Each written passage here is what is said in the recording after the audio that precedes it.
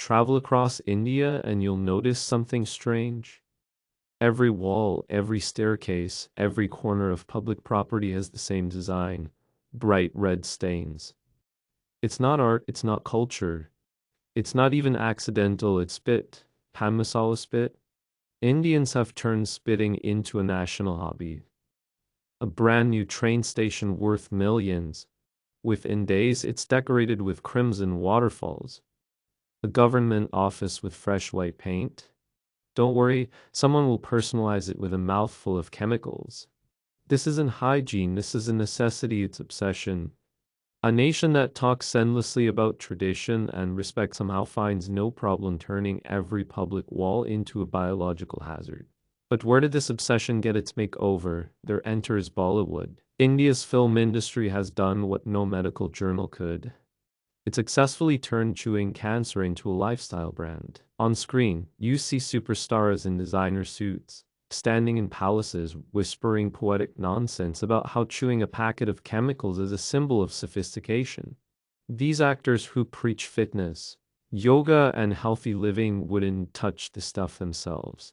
They drink imported green juices, follow expensive diets, and live in gyms. But when a pan masala company waves a multi-million-dollar contract in front of them, suddenly mouth cancer becomes classy. And the hypocrisy is unmatched. Alcohol to controversial cigarettes? Not allowed, but pan masala? That's perfectly fine to advertise to millions of young fans watching cricket. A dangerous, addictive substance dressed up as if it's a luxury perfume.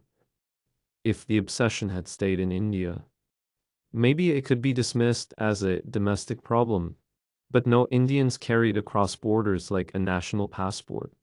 In Thailand, one of the world's most beautiful travel destinations, you can now find shops openly selling pan masala.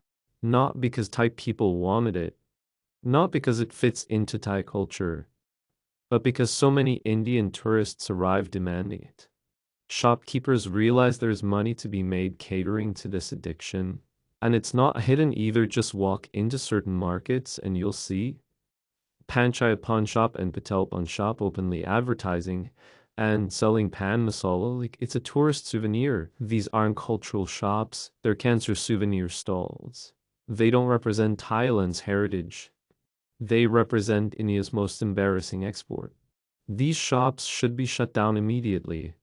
They should be raided by police before it's too late, before Thailand inherits not just Indian tourists, but India's habit of spitting red all over public spaces. Meanwhile, in countries that actually care about public health, the story is very different. The United Kingdom banned pan masala completely. Shops caught selling it face serious fines. This is the difference in India. Pan masala ads run on primetime television, sandwiched between cricket highlights, as though it's shampoo or toothpaste. In the UK, the same product is treated like illegal contraband. Indians who can buy it on every street corner back home suddenly discover it's a criminal offense abroad. It's an embarrassing contrast. Other countries see it for what it is: poison. India sees it as an accessory. Of course, none of this would be possible without one key player: the Indian government. Instead of banning or strictly regulating pan masala, the government hides behind token warnings. A tiny label at the bottom of the packet saying chewing this may cause cancer, while allowing multi-million-dollar ad campaigns featuring Bollywood megastars. Why? Because it's profitable. The taxes keep rolling in. The companies keep making money. And politicians keep pretending that the problem doesn't exist. Hospitals are overflowing with cases of oral cancer. But as long as the revenue keeps flowing, who cares? This isn't ignorance. This is willful negligence. So why are Indians so obsessed with pan masala? Because celebrities glamorized it. Because the government allowed it. Because tourists demand it even abroad. And because shops like Panchayat Pan Shop and Patel Pan Shop are more than happy to cash in on this obsession by selling poison to anyone who asks for it. But here's the truth: this filthy habit is not Thailand's problem. It's not the world's problem. If Indians want to chew cancer, spit on walls, and ruin their cities, fine, keep it in your hometown. Don't export it, don't demand it abroad. And don't drag other countries into your addiction. Thailand doesn't need pan masala culture. Those shops don't need to exist. And frankly, Thai police should raid them before the sidewalks of Phuket and Pattaya start looking like Indian railway stations. If pan masala is India's idea of cultural pride, then maybe it's time to admit some habits don't belong on the global stage. They belong locked inside the same dusty streets where they came from.